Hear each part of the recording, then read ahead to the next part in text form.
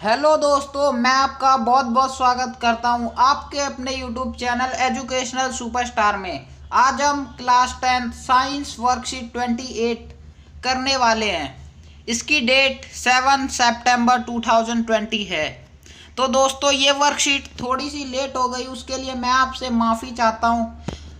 और अगर इससे पहले आपने ईएमसी की वर्कशीट 6 नहीं कंप्लीट की तो आप मेरे चैनल पर विजिट करके कंप्लीट कर सकते हैं। मैंने उसकी लिंक डिस्क्रिप्शन में भी दे दी है, आप वहां से उसे पूरा कर सकते हैं। चलिए शुरू करते हैं आज की ये वर्कशीट। तो दोस्तों, इसमें हम मानव वहन के बारे में जानेंगे, अपने हृदय के बारे में जानेंगे, हृदय कैसे कार्य करता है, रुधिर और वाहिकाओं के बारे में जानेंगे, उसके बाद रुधिर के अवयव के बारे में जानेंगे, फिर लसिका क्या होती है उसके बारे में जानेंगे। तो दोस्तों, हमारा हृदय जो है, हृदय एक पेशीय अंग है। यह हमारी मुट्ठी के आकार का होता है। मानव हृदय में 4 कोष्ठ होते हैं, दायां अलिंद, दायां नीला, बायां नीला, बायां अलिंद। तो एक सामान्य वयस्क व्यक्ति जो होता है, वयस्क होता है, उसका हृदय 1 मिनट में 72 बार धड़कता है, 72 से 80 बार धड़कता है। मानव हृदय एक चक्र में 70 मिलीलीटर रुधिर पंप करता है, यानी 70 मिलीलीटर रक्त को वो पंप करता है।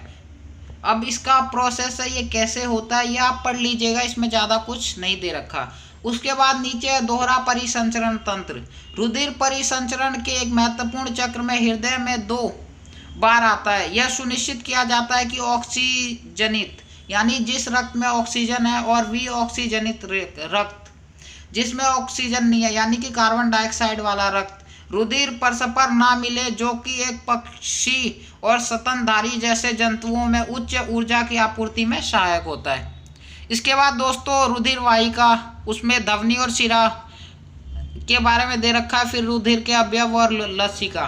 तो दोस्तों, ये जो टॉपिक है ये क्वेश्चन आंसर में भी पूछे गए, मैं आपको डायरेक्ट वहीं पे एक्सप्लेन कर दूंगा। चलिए शुरू करते हैं क्वेश्चन आंसर की सीरीज को।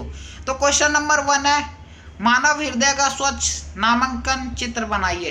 तो दोस्तों, इसका आंसर आपकी स्क्रीन पर शो हो रहा होगा, आप वहां से उसे नोट कर सकते हैं। क्वेश्चन नंबर 2 की तरफ बढ़े तो धमनी और शिरा में अंतर स्पष्ट कीजिए। तो धमनी और शिरा में जो है दोस्तों, वो यहाँ पे अंतर दे रखे हैं, आप यहाँ से भी इसे कंप्लीट कर सकते हैं। तो आइए जानते हैं। धमनी जो है वितरण वाहिका है, शिरा यह संग्रहण वाहिका है। धमनी में ऑक्सीजनित रुधिर को हृदय से शरीर के विभिन्न अंगों तक ले जाती है, यानी कि ये धमनी जो है ये ऑक्सीजन जनित रुधिर रक्त को हृदय से शरीर के विभिन्न अंगों तक ले जाती है। धमनी की भित्ति मोटी व लचीली होती है, क्योंकि हृदय से रुधिर उच्च दाब से निकलता है, यानी हृदय से जब रक्त निकलता है वो उच्च दाब के साथ निकलता है। और धमनी में वाल्व नहीं होते, इसकी यह सतही नहीं होती, उत्तकों के नीचे पाई जाती है, यानी कि धमनी जो है इसके यह सतही नहीं होती, ये जो हमारे उत्तक है उनके नीचे पाई जाती है। उसके बाद शिरा की बात करें तो शिरा संग्रहण वाहिका है, यानी कि ये संग्रह करती है। विऑक्सीजनित रुधिर को शरीर के विभिन्न अंगों से हृदय तक ले जाती है। उसके बाद शिरा की भित्ति जो है वो कम मोटी व कम लचीली होती है। रुधिर को एक ही दिशा में प्रवाहित करने के लिए इसमें वाल्व होते हैं, और शिरा सतही होती है। अगले क्वेश्चन की बात करें तो अगला क्वेश्चन है, धमनी और शिरा में अंतर स्पष्ट कीजिए। ये तो दोस्तों हो गया। अगला क्वेश्चन है क्वेश्चन नंबर 3, रुधिर के अवयवों के कार्य लिखिए। तो दोस्तों, यहाँ पे रुधिर के अवयव दे रखे हैं, नीचे इसके कार्य दे रखे हैं। रुधिर के 3 प्रकार के अवयव होते हैं, लाल रुधिर कोशिकाएं, प्लेटलेट, श्वेत रुधिर कणिका।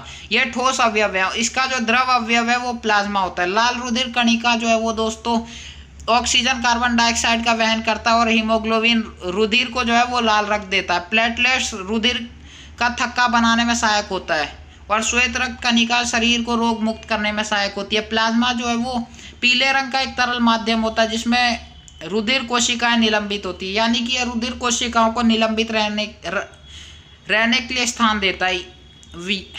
यह भोजन CO2 व नाइट्रोजनीय वज्र पदार्थों का विलीन रूप में वहन करता है।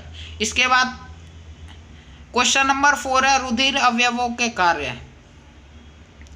सॉरी, क्वेश्चन नंबर 4 है कारण बताइए। तो इसमें कारण पहला पूछा है धमनी की भित्ति मोटी होती है। क्या कारण है धमनी की भित्ति मोटी होती है? तो दोस्तों धमनी की भित्ति इसीलिए मोटी होती है क्योंकि हृदय से रुधिर उच्च दाब से निकलता है। इसके बाद अगला है शिराओं में वाल्व होते हैं। इसका क्या कारण है कि शिराओं में वाल्व होते हैं?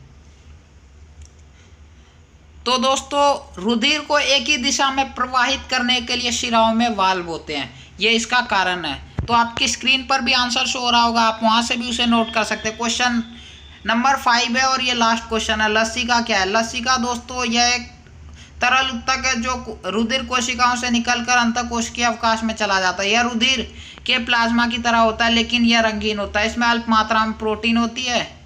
यह उत्तक से प्रवाहित हो संवहन होती है और संवहन में वह शरीर को रोग मुक्त करने में सहायक होती है। यह एक प्रकार से शरीर के प्रतिरक्षा तंत्र में एक महत्वपूर्ण भूमिका वहन करता है। तो ये पूरा आ जाएगा। तो दोस्तों ये वर्कशीट यहीं पे समाप्त हुई। मिलते हैं हम आपसे अगली वीडियो में एक नई वर्कशीट के साथ। तब तक के लिए bye bye and love you all.